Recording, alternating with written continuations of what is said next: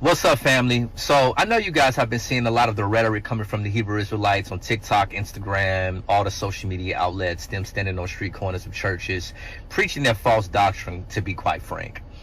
What the Hebrew Israelites essentially claim is that salvation is only reserved for ethnic Israel, that God has preserved Israel to give salvation to them and them alone. And that's not the truth, because the truth is the Israelites are God's chosen people, but not as it pertains to salvation. In Isaiah 49:6, Isaiah speaks on behalf of the Lord to the people of Israel. He says, the Lord says, it is too light of a thing that you should be my servant, to raise up the tribes of Jacob and to bring back the preserved of Israel. He says, I will make you a light to all nations, that my salvation may reach to the ends of the earth. Now, if you know anything about Hebrew Israelite doctrine, they believe that salvation reaching to the ends of the earth is only referring to Israelites around the earth, because they greatly misinterpret Deuteronomy 28 when it says that the people of Israel will put in ships and scatter throughout the earth. They believe that that's a metaphor for the transatlantic slave trade. And so all of the Israelites that were scattered throughout the earth during the transatlantic slave trade, that is who it's referring to when it says salvation will reach to the ends of the earth, which is so far from the truth. But that's not even the topic of discussion right now, because in order for you to interpret the end of 49:6, when it says that salvation may reach to the end of the earth, you have to completely ignore part A of 49:6 to come to that conclusion in part B of 49:6.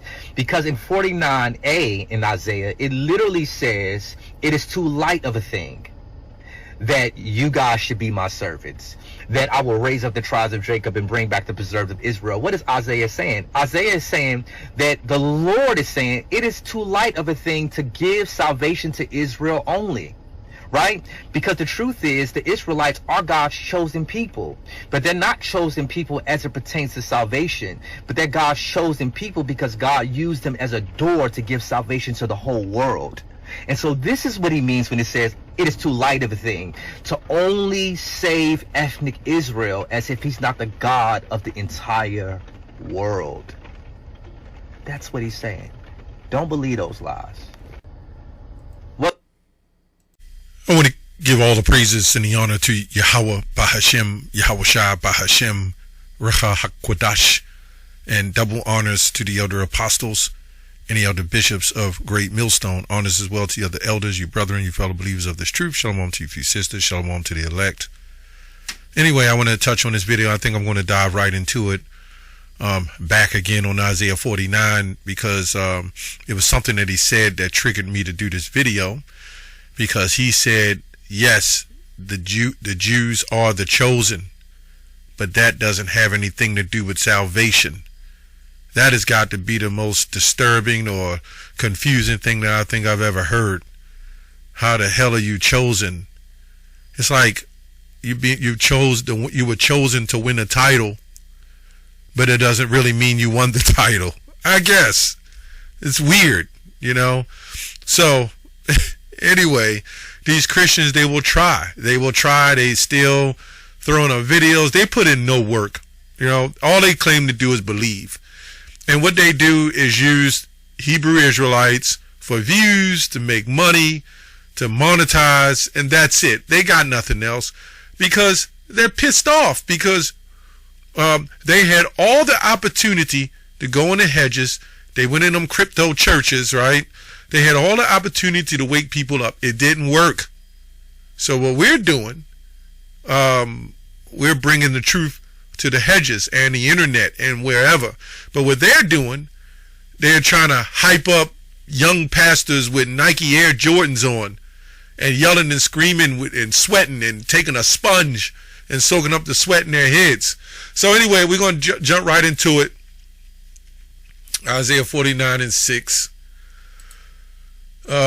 Where am I at? I thought I had it up. Let's go to Isaiah 49. Yeah, let me see where I'm at. I think I skipped through everything. I don't even think I have it up. Yeah, here we go. It says, KJV? I got all these different translations. I'm trying to get the KJV regular translation. It says, and he said, it is a light thing that thou shouldest be my servant to raise up the tribes of Jacob, to restore the preserved of Israel, right? And I will also give thee a light to the Gentiles. So they made this separation when they put in here, I will also, which is still talking about the same thing. It's called a hendiadys. But when you go here we see two separate statements, right? This proves that this all is talking about the same thing, right? And let's say, okay, we'll make a light to the Gentiles. The other heathens will learn the ways, right? But I'm just saying for truth's sake. Is a light thing that thou should be my servant to raise up the tribes of Jacob. You would think that would be enough, but this is Old English, right? And to restore the preserved of Israel. So wouldn't raising up the tribe of Jacob really be the same thing of restoring the preserved of Israel? Then it says, I will also give thee a light to the Gentiles. So let's go to the NIV. Let me go to the ESV. There's various others. He said, it's too light a thing that you should be my servant to raise up the tribes of Jacob and to bring back the preserved of Israel. I will make you as a light for the nations. So you can clearly see that this is all talking about the same thing. But when it says, and I will also, the Christians somehow separated that. But when he said it's a light thing to raise up the tribes of Jacob and to bring back the preserve of Israel, you see this is all one thing. Then it says, I will make you a light for the nations. The word nations means people, which is another word for Gentiles. This is why in some translations they'll have Gentile, in some translation they'll have nations, and these translators know this, right? Because Gentile is not a Hebrew nor a Greek word, it's Latin. So they put placement universalism, they put Gentile there to cover all different factions of nations. But you have nations that are Israelites. Let's go to 1 Peter 2:7.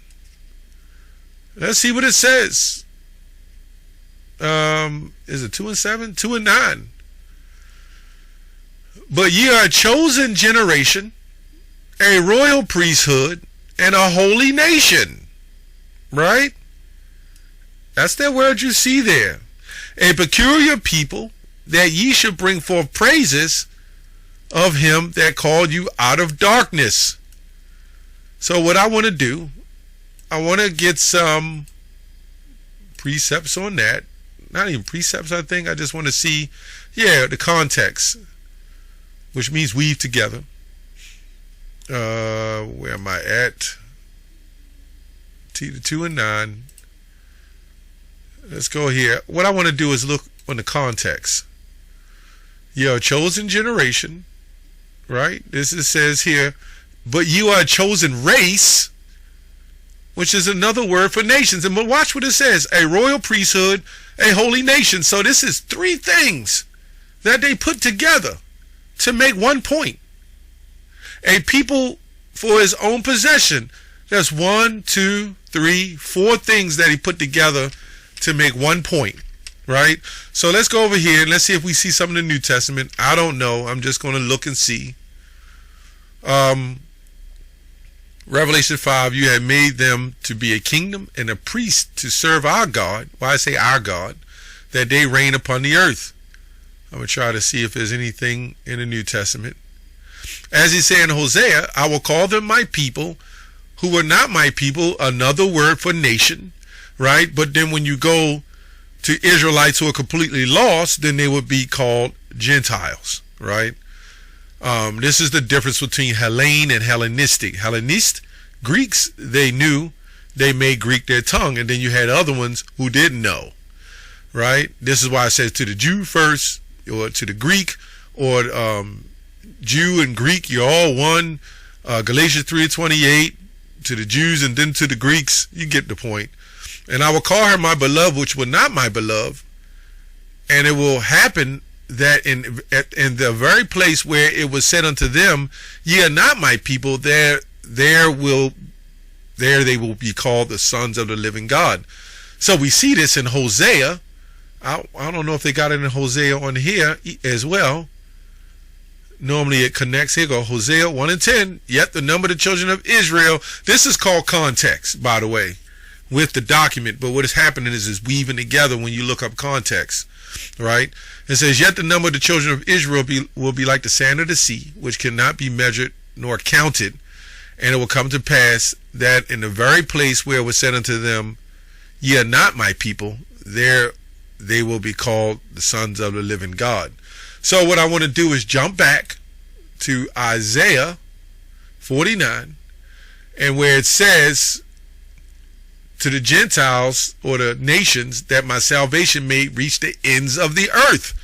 So we got to jump over here to Deuteronomy 28 and 64. This is what we got to jump to.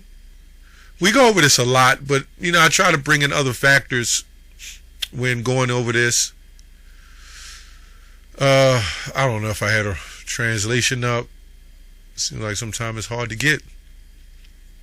Okay, and the Lord shall scatter thee, Deuteronomy 20:64, and the Lord shall scatter thee among all people, which we could say nations there. See, it's confusing because in some cases, when it says scatter thee among all people, that's talking about everybody.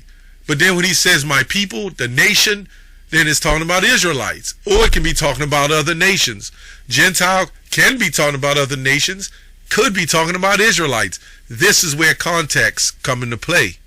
So when it says here, and the Lord shall scatter thee among all people, from one end of the earth even unto the other, this is where we see, and thou shalt serve other gods, neither thou nor thy fathers have known wood and stone. So this is where we see, we go back in the context, and we go to Isaiah 49 again, that my salvation may reach the ends of the earth, from one end of the earth even to the other. So let's go into the old Bible. I like to bring this up. One of my favorite Bibles. I think this is more clearer. But it's that old English, so some of it's hard to understand. It says, and he said, it is a little, or like little, that thou be servant to me, to raise up the lineages of Jacob, and to convert the drastis of Israel. This is what Paul was talking about when he said go to the Jew first, and then to the Greek, right? The drastis of Israel, right?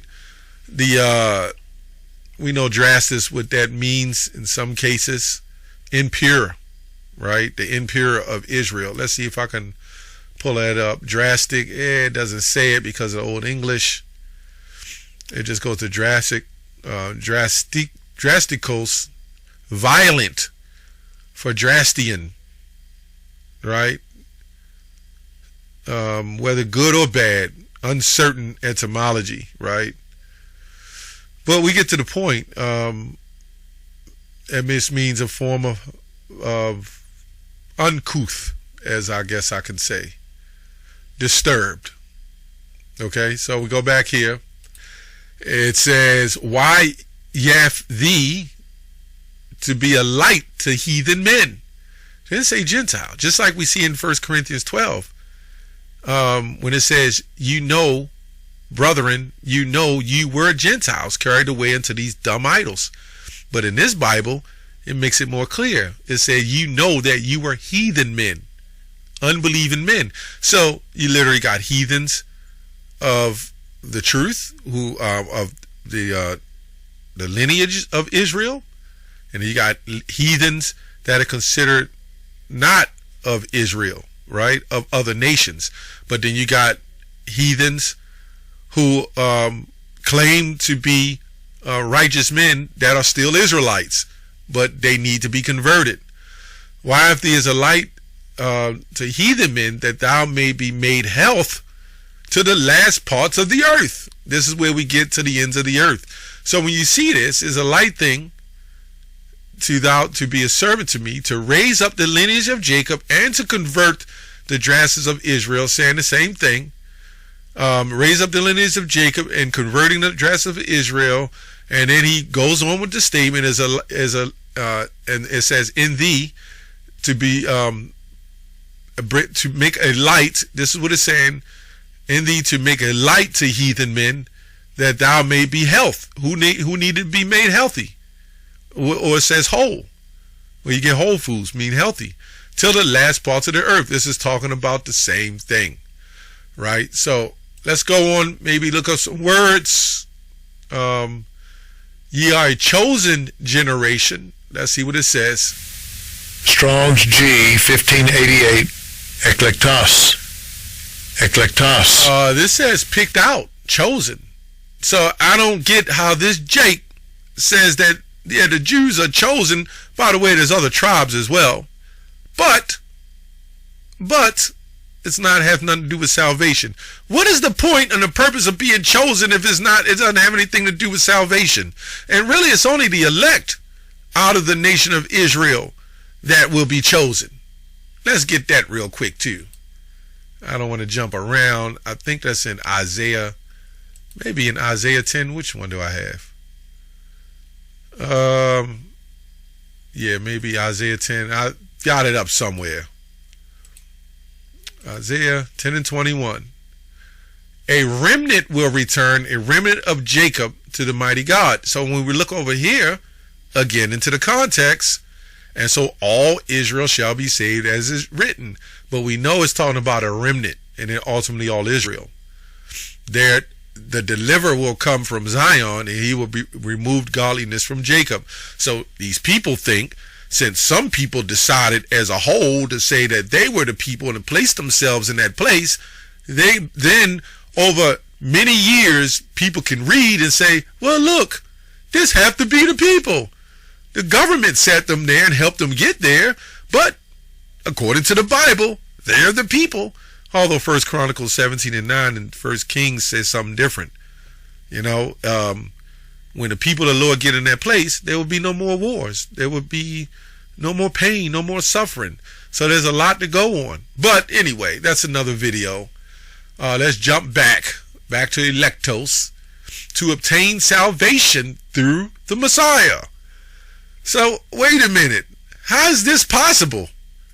That they're chosen, but everybody else can obtain salvation when the whole point of being chosen is salvation. Okay. The Messiah is called elect, as appointed by God for the most exalted conceivableness.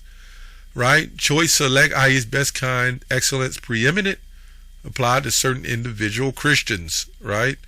Which are Romans 11 and 26, which the Jews are Christians. Somehow, again, they separated themselves and said they're Jews, but you're Christians. When if we believe in the Messiah, right, and we believe in his son, then we are Jews that's converted to Christianity.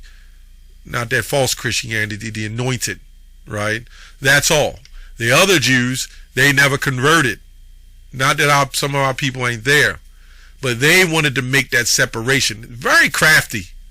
They're very crafty. Anyway, let's go to Acts 13 and 47. You can read all the Acts. This cuts Christians. Acts 13 is the go-to, especially when they go to stranger in Egypt and all that. It just cuts Christians. It says, for so hath the Lord commanded us, saying, right, I have set thee to be a light to the Gentiles, or heathen men.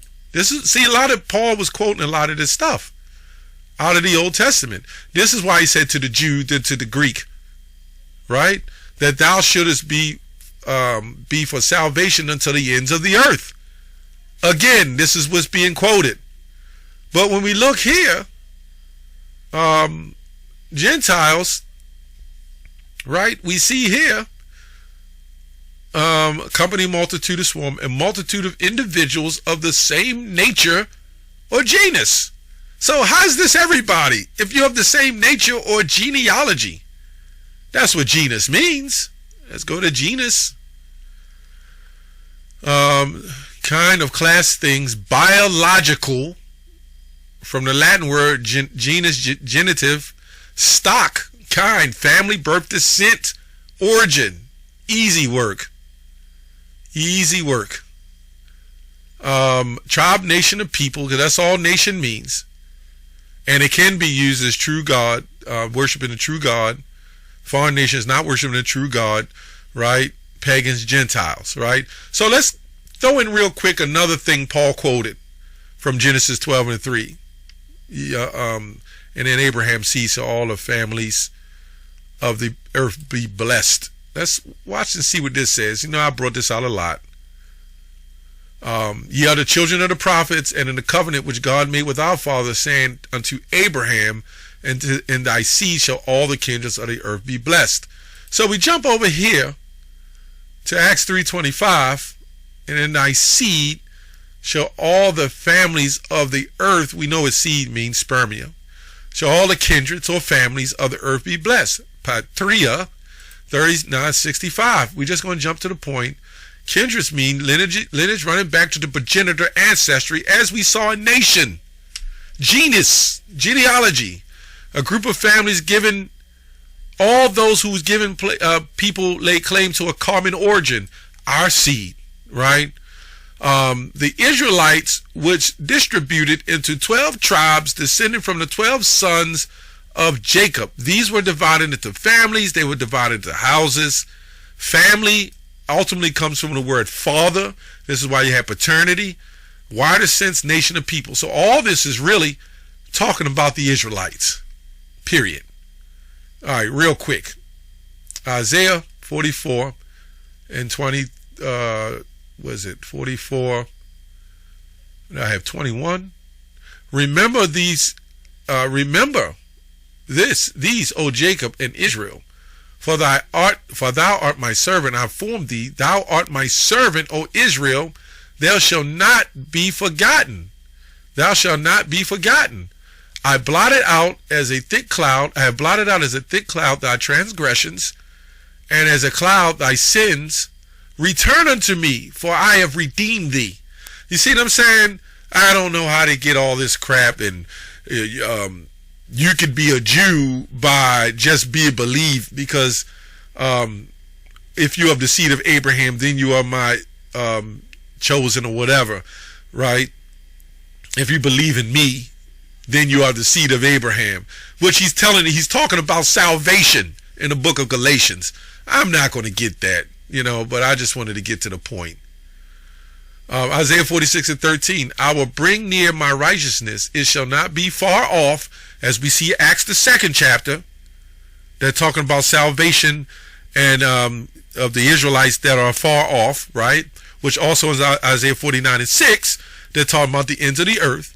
And my salvation shall not tarry, and I will place salvation in Zion, for Israel is my glory. That's all I have on that.